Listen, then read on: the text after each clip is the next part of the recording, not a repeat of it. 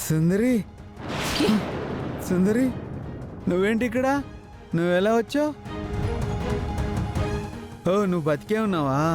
ఏ కృష్ణ కృష్ణ ఆగాగు. నేను సుందరిని కాదు, సత్యని.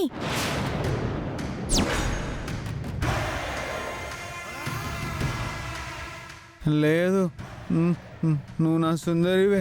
నా సుందరి ఇలాగే ఉంటుంది. నువ్వే నా సుందరివి. కృష్ణ, నేను నీ సుందరిని కాదు బాబు. నేను సత్యని, వెంకటాపురంలో రిక్షా తొక్కే సత్యని.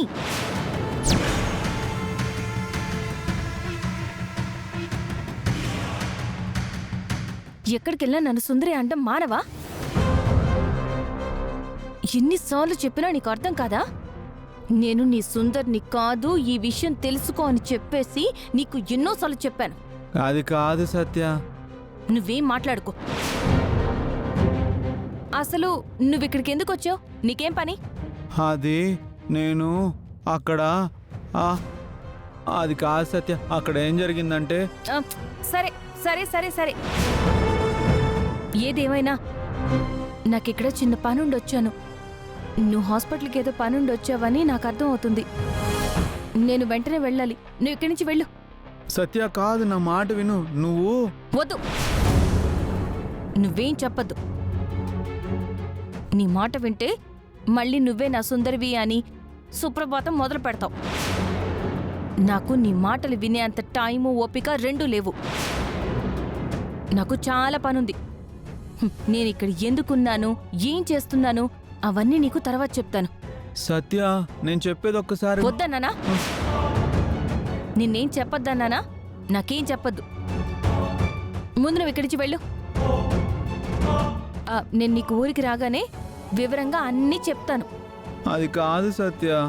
అసలు నువ్వేంటి ఈ గెటప్లో ఉండడం ఏంటి? అసలు నువ్వెందుకు సిటీకి వస్తున్నావు? మహానుభావా, నీకవని చెప్తానన్నాను కదా, అయినా వినవా? అయినా నువ్వు నా గురించి ఆరా తీస్తావు, నన్ను ప్రశ్నిస్తావు. మా ఇంట్లో వాళ్ళకంటే నీ పోరు ఎక్కువైపోయింది నాకు. మా వాళ్ళకంటే నీకెక్కువ భయపడాల్సి వస్తుంది. నీకు చెప్పాల్సిన టైం వచ్చినప్పుడు చెప్తాను. అలా కాకుండా నా వెనక్కాలే వచ్చినా, ఇలా నేను ఎక్కడికి వెళ్తే అక్కడికి నన్ను వెతుక్కుంటూ వచ్చినా నేను ఊరుకోను. జాగ్రత్త. సత్య, సత్య.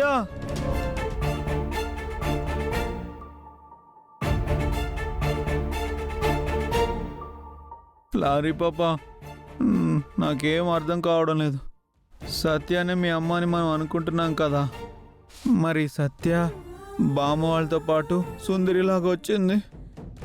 అసలు ఏం జరుగుతుంది ఇక్కడ? సరేలే, సత్యనే చెప్తాను అంది కదా. బామ్మ వాళ్ళు వచ్చేసారు కదా, అమ్మని వాళ్ళే జాగ్రత్తగా చూసుకుంటారులే.